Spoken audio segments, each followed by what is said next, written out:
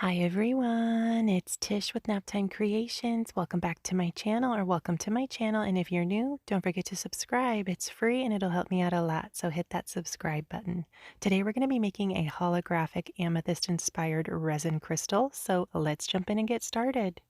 But really quickly before we get into today's video, I wanted to share this with you guys. I have been working over parchment paper whenever I do resin, and I wanted to show you how easy the resin drips come right off. This project that I was working on was really messy. You can see I had a lot of spillage on this parchment paper, and normally I do this over a trash can, but I wanted to show you how easy those resin pieces are coming right off. Just take your gloved hand, kind of just rub your hand over the parchment paper, and all those little resin pieces just come right off. It is so easy to clean these pieces of parchment paper, and then you can reuse them over and over again. Much easier to clean than the silicone mats. So I wanted to share this with you guys. Definitely give it a try. I mean, you can pick up a roll of parchment paper for like $3 at the grocery store. So I highly recommend it. And you can see it cleans off super easy. There's no struggling. Just take your gloved hand, smooth it over that dried resin, and you're good to go. You can use it for your next project. I just wanted to share that with you guys because I was so excited because cleaning the silicone mats can be a little bit of a chore. So here we are. This is actually 4 ounces of the liquid diamonds resin. And to this, I added 6 drops of the Let's Resin purple alcohol ink. I wanted a really dark purple color for this first layer, just filling up my mold halfway. And I was trying to get it in some of the crystal points on the side of the mold as well. And that was it. I let it dry overnight. Here we are the next day, and I added 1 drop of the purple alcohol ink to this color of resin here, and then this is just clear resin. I wanted to kind of use clear with a very light purple to try to get a blended effect with a little bit of different colors in this second layer.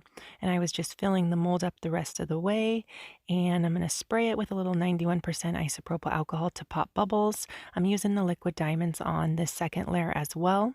Here we are. We're going to drop down the holographic insert silicone mold, and when I use these, I like to make a U shape, hit it in the middle on that wet resin, and then drop down the sides, and that's it.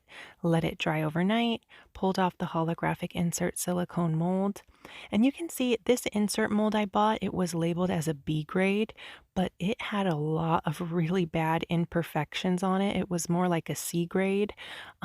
So all those imperfections that were on that B grade holographic insert transfer to all of your projects. So I should have just paid the extra and bought the A grade holographic silicone mold. It doesn't matter because you can't tell from the top of the piece, but from the back side you can see all the little imperfections that were on that mold because they do transfer to your resin. So I wish I would have just bought the A grade piece, but lesson learned. But here's how it turned out. I think it turned out really pretty.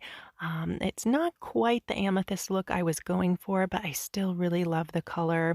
And you can see that holographic effect doesn't show up super well on that first layer because it is darker. You can see it better on the second pour that we did because that layer was much lighter. So the holographic effect works best on lighter tinted resin. You can still see it a little bit on that first layer, the darker pour, but not as well as you can on the second layer. Let me know what you think. I hope you guys give this a try. I'll link all the materials I used down below in the description box, along with any coupon codes that I have. So if you guys want to get any of these products to try, you'll get a little bit of extra savings. And I did mix up my resin off camera just to save time. But if you're new to resin, I'll link one of my mixing tutorials down below in the description box. Be sure to go check it out. In that video, I show you step by step how to mix your resin. But let me know what you guys think of this one down in the comments. Don't forget to subscribe, and I'll see you soon for another video. Bye, guys.